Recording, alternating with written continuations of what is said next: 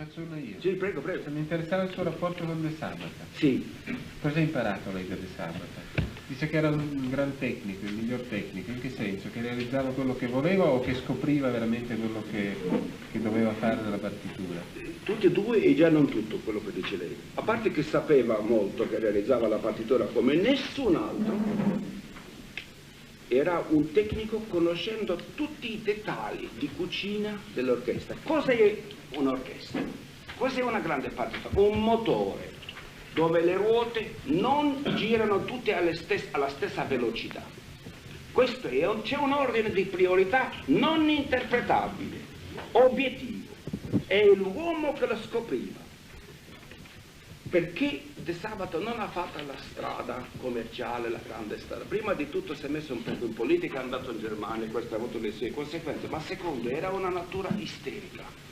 Era un uomo che aveva tanta musica dentro, quando arrivava il pubblico, la tensione, quando qualche cosa non andava, una volta a Londra ha cacciato un grido che io non ho respirato per 15 minuti. Poi il coro e i solisti, immaginate, il visio del pubblico aveva questa reazione. Non era padrone di se stesso davanti alla materia, questo era troppo calda per lui.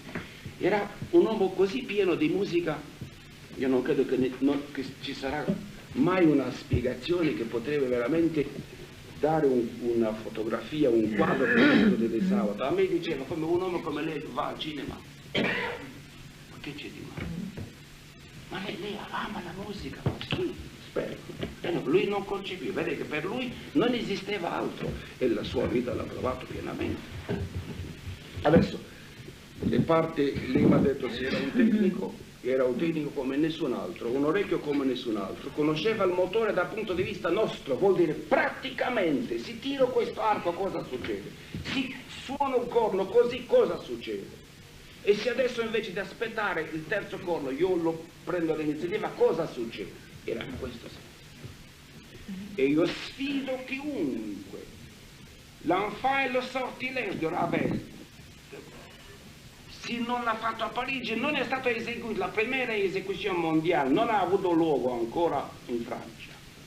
Sfido chiunque può avvicinarsi al concetto di De Sabato, alla conoscenza straordinaria, profonda dei fatti che aveva lui. Con questa natura che lo tradiva, non era un padrone come Toscanini. Toscanini usciva, sa, come una macchina, tutto andava come voleva lui. Invece De Sabato no. Prima di tutto trasmetteva qualcosa di diabolico. Si succedeva a Berlino una volta, anzi la prima volta quando ho fatto Tristano, non dimenticherò tutta la mia vita, ha alzato la mano così, e i violoncelli che cominciano con il preludio non sono entrati per paura. E non dimenticherò mai il primo violoncello che entrava sempre più giù, le mie orecchie sempre più in alto. Voleva sparire dal mondo.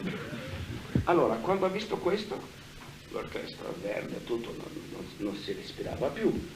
Allora, ha fatto così, ha raddoppiato i volumi dei occhi, come li aveva già grandi, si lo ricordano, ha fatto così un levare così, e quando sono entrati, una massa di indefinibili, né suono né niente. Chi può ancora rendere con l'atmosfera straordinaria del Tristano in queste circostanze? Certo, tutto era perso, tutta la serata. Questo era il Sabato. Altre domande per piacere?